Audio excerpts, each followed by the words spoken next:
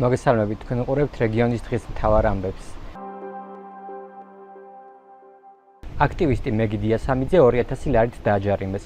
მას გამოძიება კახაკალაძის ბანერის დაზიანებას ედავება. მეგი ბაქრაძე 9 სექტემბერს მელიქიშვილის გამზირზე კახაკალაძის საარჩევნო შტაბთან მიმდინარე აქციაზე კალაძის ბანერზე რუსული ოცნება წარწერის გამო დააკავეს. ბაქრაძეს ბრალი სისხლის სამართლის კოდექსის 197 მუხლით ედება, რაც სხვისი ნივთის დაზიანებას ან განადგურებას გულისხმობს.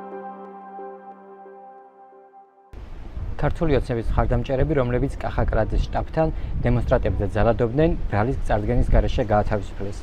ამის შესახებ ინფორმაციას შინაგან საქმეთა სამინისტრო ავრცელებს. როგორც უწყებაში მიუთითებენ, დაზარალებულმა აქტივისტებმა გამოძიებასთან არ ითანამშრომლებს, რის გამოც ჯგუფური ძალადობის ბრალდებით დაკავებული ორი პირი გაათავისუფლეს. საპირისპიროს ამბობს 8 სექტემბრის საპროტესტო აქციაზე დაზარალებული აქტივისტი ქეთი ალავერდაშვილი, რომელსაც ოცნების მხარდამჭერმა სილა გაარტყა. მისი თქმით, ციტატა იტყვებიან, რომ არ ვითანამშრომლეთ. იმის გამო, რომ თქვის სილა არ მეტკინა თქო, სხვა კადრებიც მარტივად დაიგნორეს.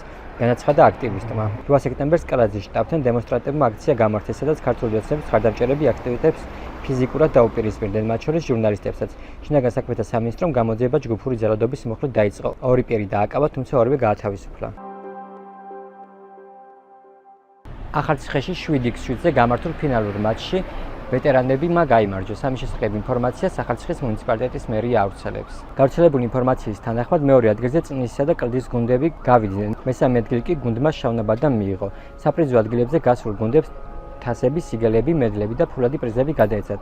შეჯიბრებაში მონაწილეობა 10 გუნდმა მიიღო. თამაშები სოფელ პამაჯის სპორტულ მოედანზე გაიმართა. მეტი დეტალური ინფორმაციისთვის ეწვევით ჩვენს ვებ და Facebook გვერდს Talk to Regions. გმადლობთ, რომ გვიყურებთ. დროებით.